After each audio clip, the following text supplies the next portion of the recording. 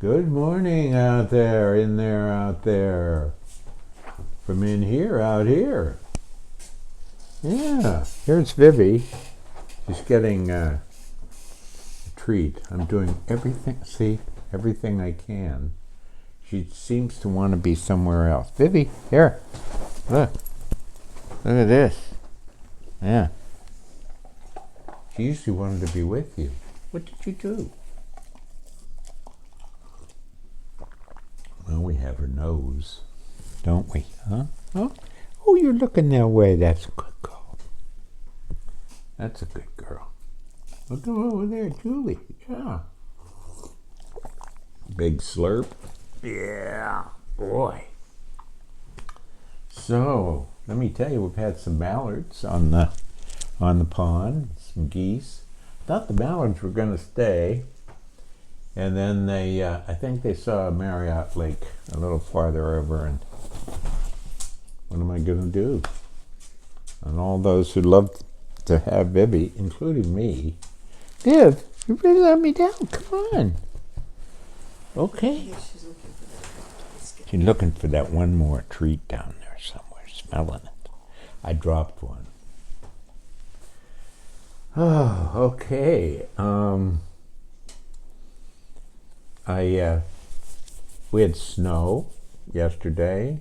We had warm weather a couple days before that. So it looks like March came in like a lamb, going out like a lion. I'm trying to find out where that came from, because that, that has to be based on something. And anyway, we're going to get a shot in Julie's neck today to try to take that pain away that she's been bravely going around with. Boy, poor baby, she just hurts so bad. But maybe this pain will help. She's heading to the floor now. Oh, the cookie went under the day bed here. Excuse me, I'm going to the floor too. We'll have all three of us down there. Yeah. No, don't go down there. Here we go. How's that for something, huh? No, I don't see it either. Oh, I see it. Oh, Julie sees it. Here she comes. This is a first. This is an adventure. Julie's coming around. Get ready. We had a wonderful visit from a dear former student, Kristen Brace, and her two children, Lark and Ollie, and fun to be with those two little kids. Holy cow. And this was also, there we go, Julie, down. Gosh. If this doesn't win an Emmy for podcast, I don't know what will.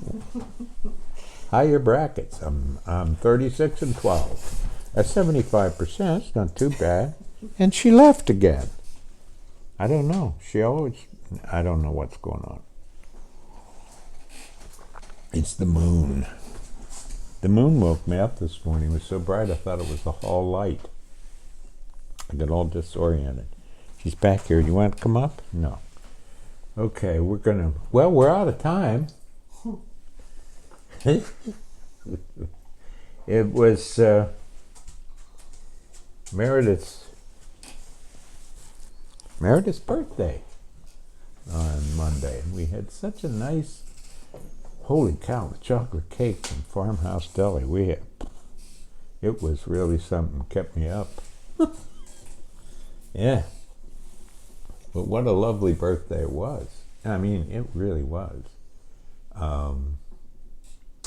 Yep, and she's finished up her new book and her two authors. She's done the paintings book and the two authors, and she got together on Zoom and hung out, and I got together on Zoom with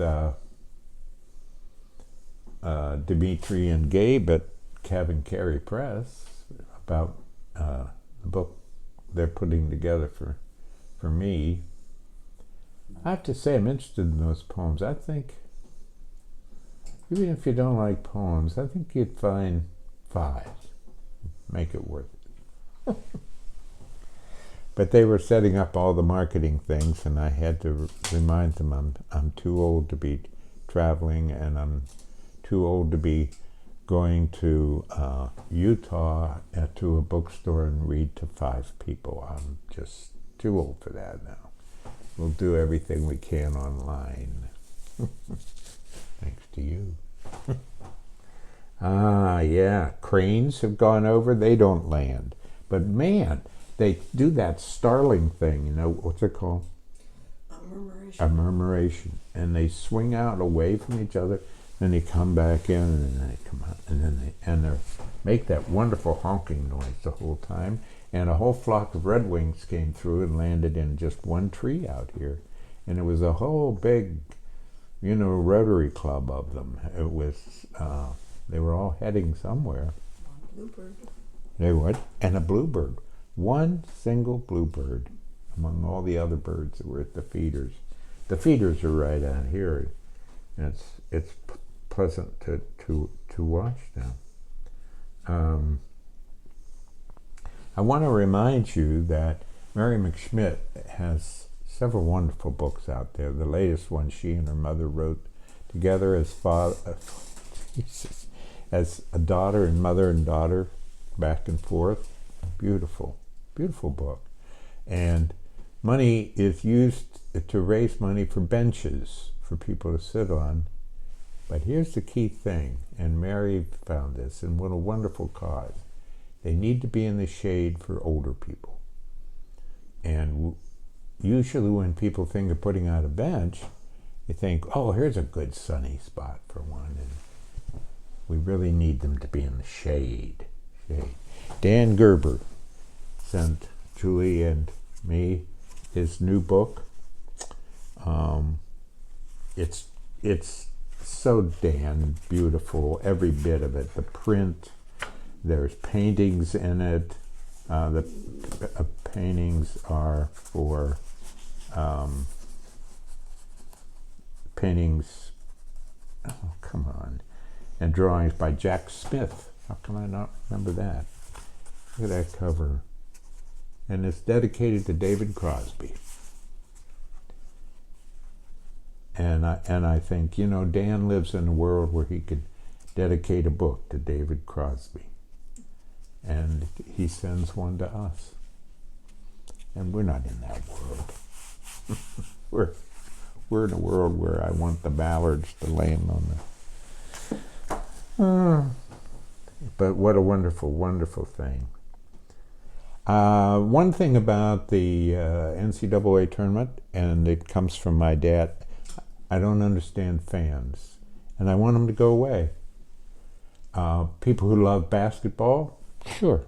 People who love the sport, the tournament, the excitement. But people who decide after the game's over who should be fired and who should be kept and what was wrong with this and why there was an upset and why their vacation was ruined, get a life. Each one of you. Pretty fierce about that, I am. Get a life. Go home and play with your kids, or your grandkids. Don't spend your money traveling 800 miles. Your team loses and you hold the coach and the players responsible for your well-being. American sports, no. Don't even go to a Little League game. Let them play out in the fields. Give the sport back to the people who love it. Mimi's birthday, I mentioned that, didn't I? And Out Like a Lion. I want to talk about a book I'm reading by David James Duncan. He wrote the Brothers K and the River Y, and he writes books that are 800 pages long. But you know what? I just finished a chapter. One of the lead characters is taking a class in an art school, and the class is in postmodern irony and art. Got it? Pretentious academic thing. And the teacher comes in and asks them about irony. And they all get all upset about this is ironic and how ironic and the end of the world and the environment and this, and each student has some just fiercely ironic thing to say. And then on Risa is one of the main characters, and Risa shrugged. I don't have anything too profound to say. I noticed early in high school how my friends and my senses of irony had grown as addictive as French fries. Name a topic, any topic, and it only takes a fry's worth of thought to greet it with a smirk and say, yeah, right. By doing that, we were dodging serious issues we needed to be grappling with, but if one of us said as much, someone else would smirk and say, serious issues? Yeah, right. And we'd snort and change the subject. That kind of irony began to remind me of a football team that every time it gets the ball punts on first down. Because like second down, third down, fourth down, yeah, right, who cares? That's nuts. I don't know about you all, but my bottom line in art, as in life, is to serve that irony-proof idiot, the human heart. I like the heart because its pulsing is steadfast for billions of beats. It's never ironical, and we're alive as a result. I like that hearts ache. I like that hearts yearn. I want ache and yearning in my art. So say that.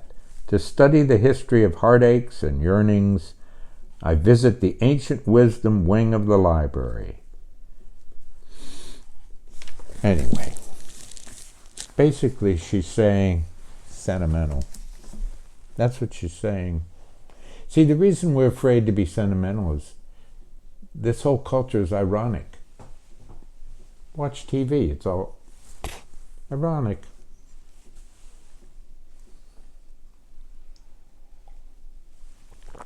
Really?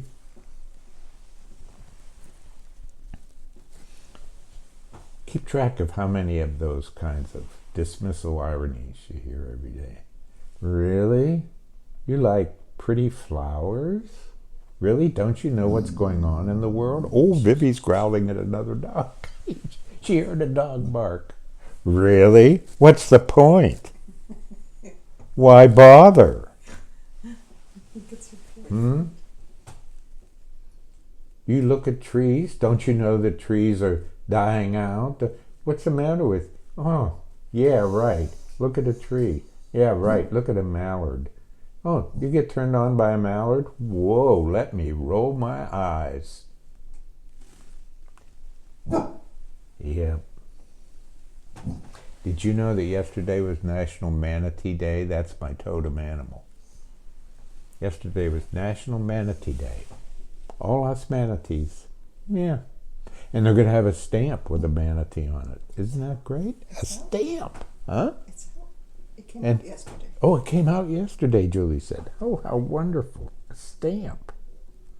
So remember now, the 27th of March, right in the, right toward when the old lion starts coming in to take out Mark, there's the old manatee. Well, you know the poor are always with us?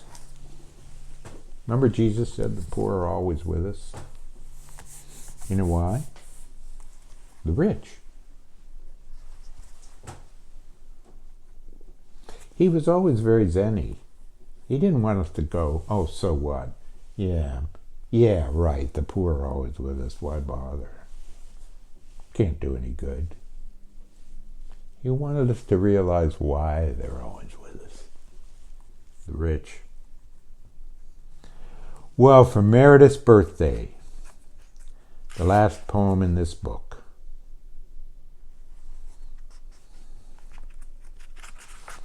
The next to last poem in this book.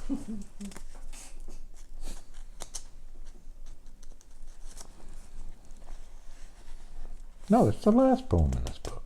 Thinking again of my daughter. Doesn't matter how old. I imagine the sky, a huge canvas, stretched between us. Every single thing she ever said or did or thought or felt is painted there. At night, the stars light it all. And every day the clouds pass across it and gently wipe the glass I gaze through. Take care. Thanks for being here. Try to be cheerful. Do be kind.